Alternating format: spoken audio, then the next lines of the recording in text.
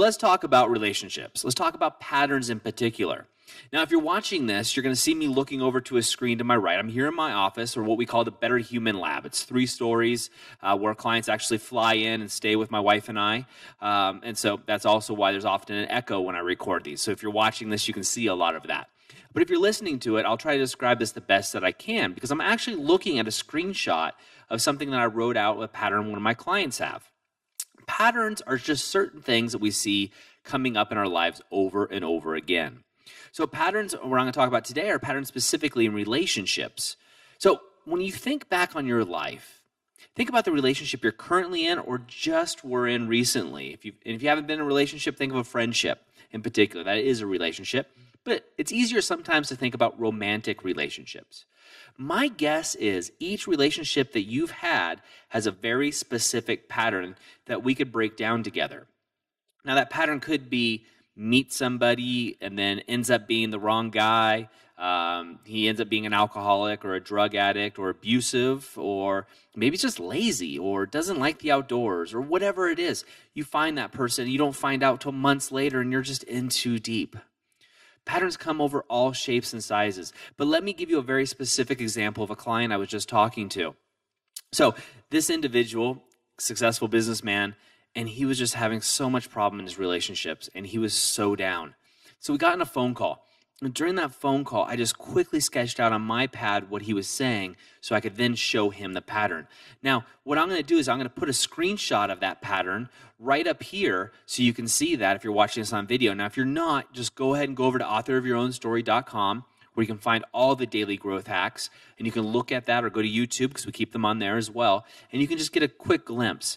You'll also see all my misspellings and my crazy handwriting. But again, I wasn't originally writing this for anybody else to see. I was fully enveloped in the story that he was telling me, because it was a story about his life and what was happening. Now, he was telling me, he's just, I just don't get it. I'm getting so jealous. This girl that I just love her so much, Doug. And what happens is I get so jealous of her, and then I'm just scared she's going to leave me. And his story went on and on and on. This woman, was very open with her friendships with other people. She was, in his eyes, flirtatious. But what he wasn't getting is this pattern he was in. And once I walked this pattern through for you, you may see some of your similarities in there. But when I walked it through for him, he went, oh my God, this is something I've been doing my whole life. Not even my adult life, but I've been doing this since a child. And hey, these patterns, we all have them. I have my patterns and you have yours. And most of us started forming these patterns as protection mechanisms so we could socialize in the environments that we were in. And so we've been doing these patterns in some way, shape, or form since we were really little. Oftentimes it gets traced back to, roughly around 5 or 6 years old. You can, start to formulate your meanings of life and things that you see, and you create stories in your own head, and you fall into these patterns. Now, oftentimes as we get older as adults, we actually start stacking patterns on top of each other. So let me describe what his pattern happened to be. See, what happened was, he's a great guy. I mean, phenomenal, and any woman would be lucky to have him. But he falls in love with somebody quickly. He falls deeply in love. And now when he falls in love with another woman, what happens is he just wants to give himself so much. He's a lover. He just fills them up. He just lets everything he has and just pours into them, pours himself into them. And then what he ends up doing is not pouring love into himself. So what I often talk about to my clients is, you need to fill your own cup first. If you don't fill your own cup and you're filling somebody else's cup, your cup needs empty. And so he got into this pattern where he would fill his partner up, and then he'd be empty. So now he was in a cycle where he needed his partner, because he needed his partner to fill him up, because he hadn't been filling himself up. So now he's in this cycle. And then when he's needing his partner to fill him up, he dumps into another cycle. That cycle is called not enough, right? He's not enough because he needs her around him. He feels like less of a man. He needs her to be there. And so because he needs her so much, he gets jealous. Now, when he's getting jealous, he starts really seeking something else. He seeks other women. He starts going out there. She's doing something. He starts seeking other women to fill him up because he's not enough.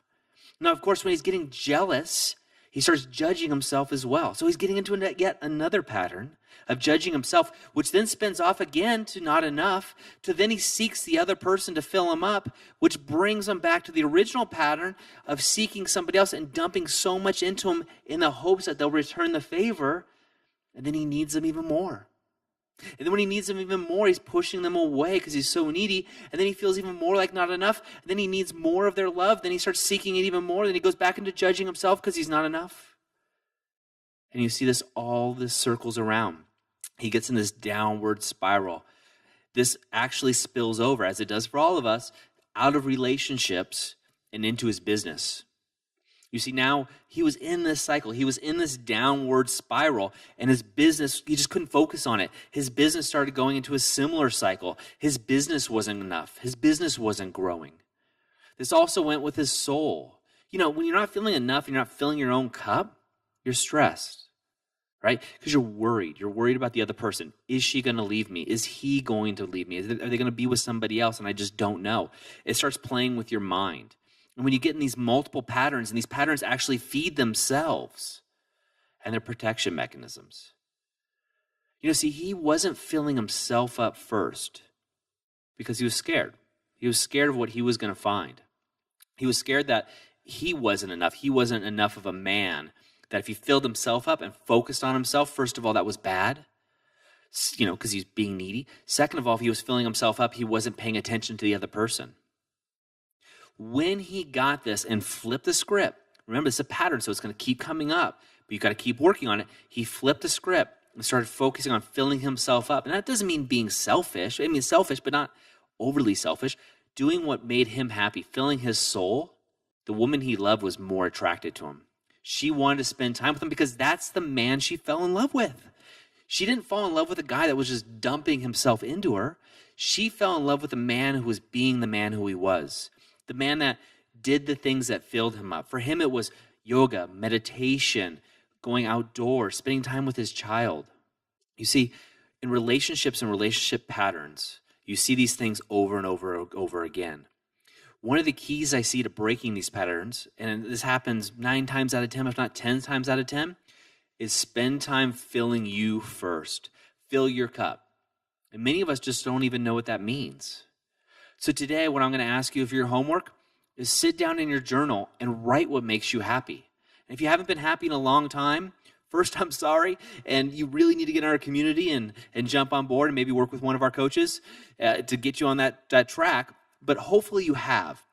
And hopefully you can see those things that really fill you up. And maybe if you're having a hard time, maybe you've been married for many years and the relationship's kind of gone dead, and you, instead of having a marriage, you got a roommate, right? Or somebody else. Think about what you did when they first met. Not just going to the bars or what have you, but what are the things you did? Did you go hiking? Did you go bike riding? Did you meditate? Did you do yoga? Did you really enjoy the arts? Did you go to art gallery? What were those things that filled you up then? Chances are they're very similar. And chances are the things that filled you up as a child are very, very similar to things that fill you up today. So I encourage you to write those down. Also, on a separate piece of paper, write down those patterns. Recognizing the patterns is the first step to breaking them and replacing them with something great. That's it for me today. I hope your relationships are phenomenal. Take time to do the homework. And again, go over to authorofyourownstory.com where you can find more tips, tricks, and insights, as well as deeper dives and courses. I have a question for you. What if you could transform your life for the better in just 90 days? Would you do it? Our 90-Day Game is an online program and community created for people like you who are ready to make a shift and take those dreams and goals they've been talking about for years and turn them into a reality within 90 days. Go to authorofyourownstory.com/90-day-game and turn your goals into reality. And don't forget to be the author of your own story.